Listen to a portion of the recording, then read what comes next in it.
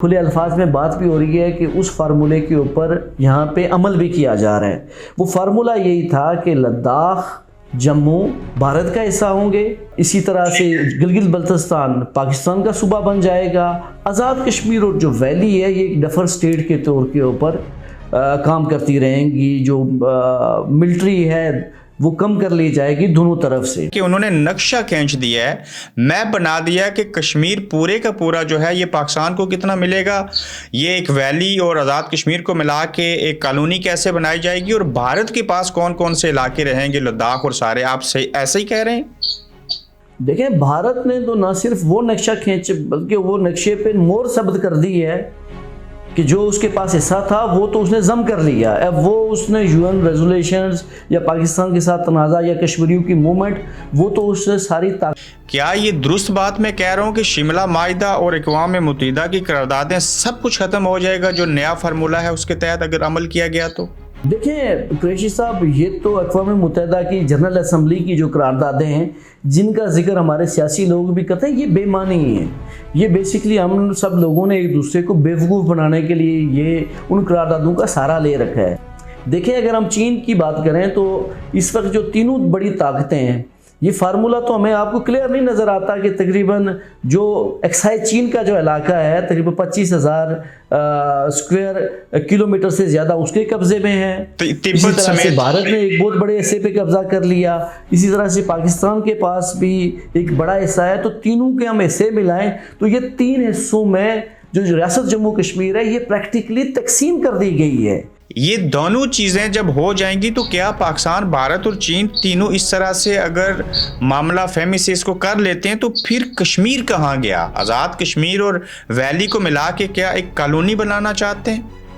देखिए, जो जनरल मुशर्रफ का जो फार्मूला था वो तो यही था, लेकिन मैं आपको बताऊं कि भारत ने न सिर्फ उस फार्मूले उस पॉलिसी के ऊपर अमल किया बल्कि उससे दो हाथ निकल के उसने वैली पे प्रैक्टिकली तो कब्जा कर लिया है। ठीक है, तो बतौर कश्मीरी सहाफ़ी और इस सारे मामले के ऊपर दस्तरस रखते हुए और जो इरादे हैं पाकिस्तान और भारत दोनों के, इसमें आपको कितने फीसद ये इम्कान लगता है कि आज़ाद कश्मीर और वैली के इलाके को मिला के एक ऐसी कॉलोनी बनाई जाएगी जो कश्मीरी उस इलाके में बसेंगे, वो भारत और पाकिस्तान के तसल्लुत में, उनके साए में इसको एक खुद मुख्तारी बेमनी सा नाम दे के तो रन करना चाहते हैं? ये हो सकता है ताकि इनको भी कमोडेट किया जाए? देखिए ना, ये उस वक्त तक ज़्यादा पॉसिबल था कि भारत उसको डफर स्टेट के तौर के ऊपर ही रखता, लेकिन भारत ने चूँकि वैली को भी अपने कब्ज़े में ले लिया, आइनी कब्ज़े में ले लिया, तो अब तो शायद भारत वैली के ऊपर कंप्रोमाइज़ ना करे, लेकिन पाकिस्तान को ये ज़रूर कह सकता है कि आप आज़ाद कश्मीर को एक डफर स्टेट के तौर के ऊपर बनाएं, हम कब्ज़ा नहीं करेंगे, लेकिन आप इसको इस तरह से बनाएं और हम आज़ाद कश्मीर और मकबूजा कश्मीर के अंदर एक अंडरस्टैंडिंग बना लें वैली के अंदर कि ये लोग फ्रीली एक दूसरे की तरफ आ जा सकें। लेकिन मुझे अब लगता नहीं है कि ये जो डफर स्टेट है वो भारत बनाने देगा वैली को, लेकिन पाकिस्तान को मजबूर कर सकता है कि आप आज़ाद कश्मीर को एक डफर स्टेट बनाएं। इससे ज़्यादा वो पाकिस्तान को यहाँ पे इसको अपना सूबा भी नहीं बनाने देगा। लगिए, भारत ने जहाँ पे डफर स्टेट का कश्मीर को डफर स्टेट बना दिया या बनाने जा रहा है, वहीं पे आज़ाद कश्मीर की सियासी क़यादत भी तो डफर ही साबित हुए ना फिर।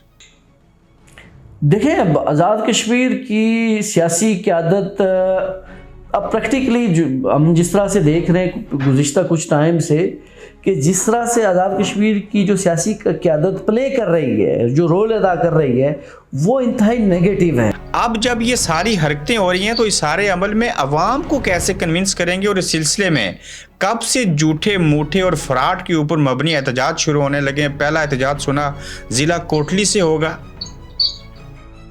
आपकी मालूमात बिल्कुल दुरुस्त हैं।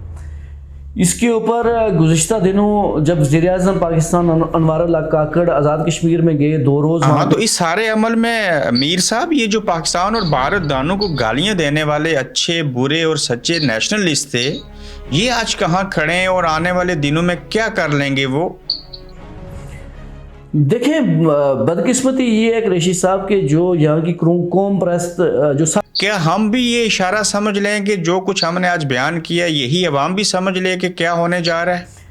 देखें, बहुत बारीकी के साथ तो अवाम को किसी ने शायद बताया भी नहीं है कि उनके साथ हो क्या गया है कि जिस मसले को गुज़िश्ता 75 साल से कश्मीरियों की तीसरी और चौथी नस्ल लेके आगे बढ़ रही थी, तो उनके साथ क्या हुआ? क्या आज़ाद कश्मीर के तकरीबन हर गांव में वो कब्रें मौजूद नहीं हैं या वो घराने मौजूद नहीं हैं कि जिन्होंने मकबूजा कश्मीर की जदोजहद आज़ादी में कुर्बानियाँ दी?